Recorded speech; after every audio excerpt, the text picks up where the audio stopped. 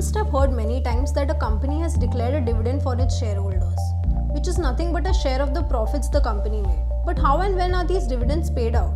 Dividends are declared by companies as a share of earnings or profits for the shareholders. A dividend declaration of 2 rupees per share means that you would receive 2 rupees for every share you own, and a dividend declaration of 50% means that a dividend of 50% of the face value of the share will be paid out.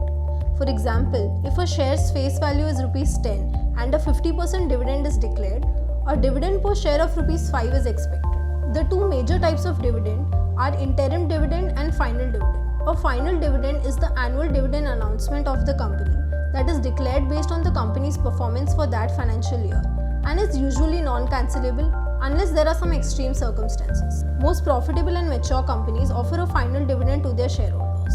An interim dividend is announced by a company based on its quarterly or half-yearly performance and is modifiable. A company may pay dividends in the form of cash or stock.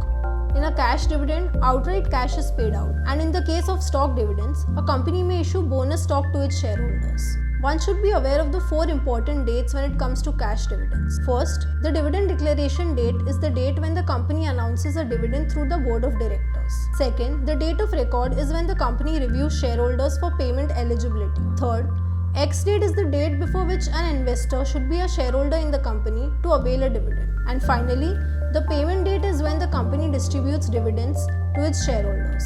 Hence, you need to be a shareholder of the dividend-giving company before its ex-dividend date. On the dividend payment date, the respective amount of the dividend will be credited to the shareholder's registered bank account. More often than not, the company will also send you an email about the amount that has been credited to your account. Summing up, you would receive a cash dividend amount credited to your bank account based on the number of shares you own, provided that you are a shareholder before the ex date.